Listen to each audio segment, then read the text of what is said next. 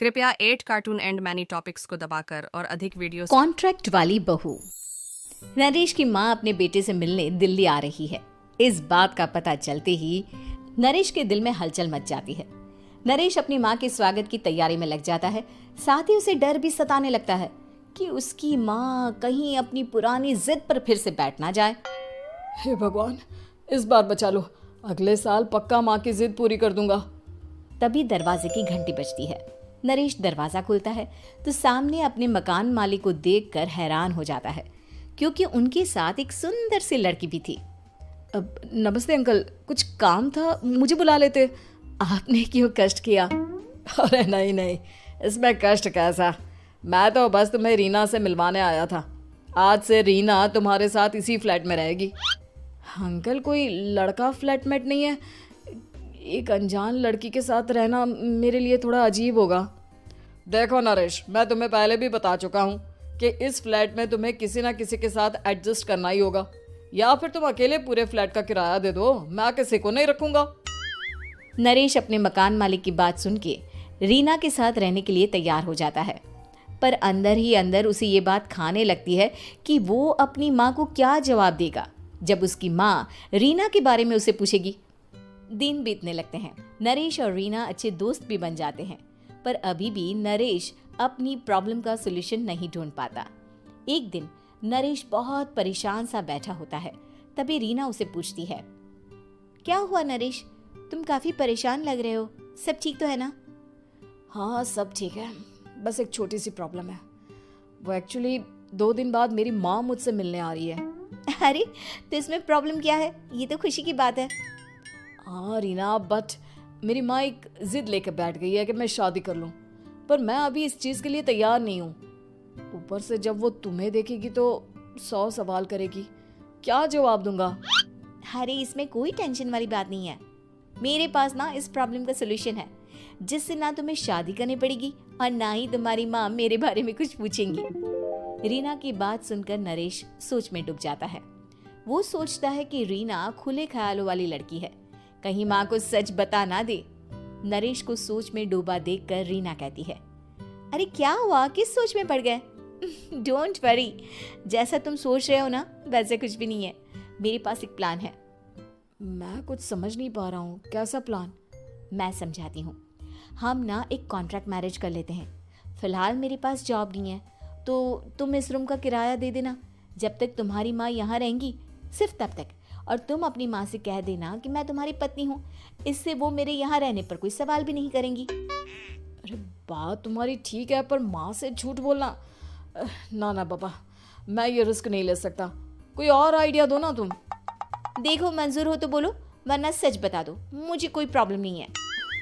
रीना की बात सुनकर नरेश सोच में डूब जाता है।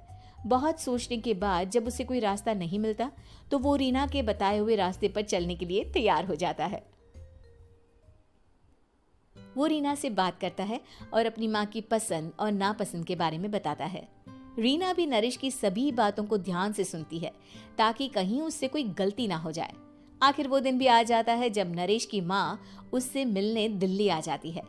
नरेश अपनी माँ को फ्लैट पर लेकर जाता है। जैसे ही नरेश की माँ फ्लैट के अंदर जाती है, रीना उसके पैर छू लेती है। ये देखकर नरेश की माँ थोड़ी घबरा जाती है और नरेश से पूछती है, अरे बेटा नरेश, ये कौन है? माँ, ये आपकी बहू रीना है। माफ़ी चाहता हूँ, सब कुछ इतनी जल्दी में हुआ कि आपको बता ही नहीं पाया, इसलिए सोचा कि क्यों ना आपको सरप्राइज दिया जाए। अरे बेटा, मैं तो बस तेरा घर बसा हुआ देखना चाहती थी। हाँ, बहुत अरमान थे अपनी इकलौते बेटी की शादी को लेकर, लेकिन कोई बात नहीं, शायद किस्मत को यही मंजूर होगा। ये कहते ही नरेश की माँ रीना को गले लगा लेती है। रीना बेटिया, मेरा बेटा ना थोड़ा नादान है, पर तुम काफी समझदार लगती हो, और मैं जानती हूँ कि तुम इसका बहुत अच्छे से ध्यान रखोगी। माँ आप चिंता मत कीजिए, मैं सब संभाल लूंगी। नरेश की माँ अपने बहू और बेटे के साथ खुशी खुशी रहने लगती है। दिन बीतने लगते हैं।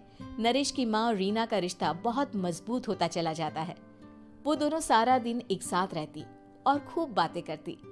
इधर साथ रहते रहते नरेश और रीना भी एक दूसरे से प्यार करने लगते हैं। दोनों को इस बात का एहसास हो जाता है, फिर भी वो इस बात को छुपा कर ही रखते हैं एक दिन नरेश की माँ और रीना शादी के बारे में बात करने लगते हैं। रीना बिटिया, ये तो नरेश ने मुझे बिना बताए शादी कर ली, वरना मैं तो अपनी इकलौती बेटी की शादी इतनी धूमधाम से करती कि सारी दुनिया देखती रह जाती।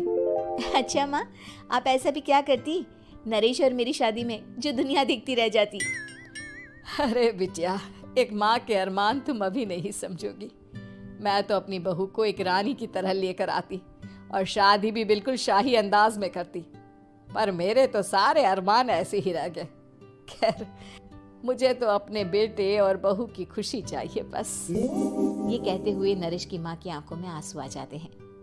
रीना भी ये सुनकर ख्यालों में खो जाती है, क्योंकि वो भी मन ही मन खुद को नरेश की पत्नी और उसकी माँ की बहू मानने लगी थी। शाम को जब नरेश ऑफिस से घर आता है तो रीना खुद को रोक नहीं पाती और नरेश के सामने उसकी माँ को अपने और नरेश के रिश्ते का सारा सच बता देती है। रीना की बात सुनकर नरेश की माँ दोनों से बहुत नाराज हो जाती है और घर वापस जाने की बात करने लगती है। तुम दोनों ने मुझसे सच छुपाकर बहुत ठेस पहुंचाई है मुझे। अब तुम लोगों के साथ नहीं रहना चाहती मैं, कल ही वापस चली जाऊंगी अपने घर। माँ, मुझे माफ कर दो, ये सब मैंने रीना के कहने पर ही किया है, वरना मैं भी आपको कभी ठेस पहुंचाने के बारे में सोच भी नहीं सकता। हाँ माँ, हमने ये सिर्फ आपका दिल रखने के लिए किया, प्लीज हम दोनों को माफ कर दीजिए। तुम दोनों ने मेरे अरमानों के साथ खिलवाड़ किया है, और वैसे भी मुझे अपने बेटे के लिए एक अच्छी लड़की ढूंढनी है, इसलिए मेरा यहाँ से जाना ही बेहतर होगा। माँ की ये बात सुनकर रीना खुद को रोक नहीं पाती। माँ, क्या मैं आपके घर की बहू बनने लायक नहीं हूँ? रीना की बात सुनकर नरेश हैरान रह जाता है। नरेश की माँ भी कुछ समझ नहीं पाती। मैं कुछ समझी नहीं, आखिर तुम कहना क्या चाहती हो? माँ, मैं वो नरेश से बहुत प्यार करती हूँ और साथ ही साथ मैं आपको भी अपनी माँ मान बैठी हूँ। आज जब आपकी बातें सुनी तो खुद को रोक नहीं पाई, इसलिए सारा सच आपको बता दिया। रीना की बात सुनकर नरेश की माँ की आंखों में आंसू आ जाते हैं और वो अपने बेटे नरेश और रीना को गले लगा लेती है। मेरे घर की बहू तो सिर्फ रीना बिटिया ही बनेगी। मैं आज ही तुम दोनों की शादी की तारीख निकलवा दूंगी, बस एक बार तुम्हारे घर वाले मान जाए। उसी दिन रीना के माता पिता भी उनके फ्लैट पर आ जाते हैं। दोनों परिवार आपस में बैठकर बातें करते हैं और शादी के लिए राजी हो जाते हैं। रीना भी कॉन्ट्रैक्ट फाड़ देती है और कहती है, सही मायने में मैं अब बहू बनूंगी, अब तक तो सिर्फ कॉन्ट्रैक्ट वाली बहू कृपया थी। 8 कार्टून एंड मैनी टॉपिक्स को दबाकर और अधिक वीडियोस के लिए सब्सक्राइब करें।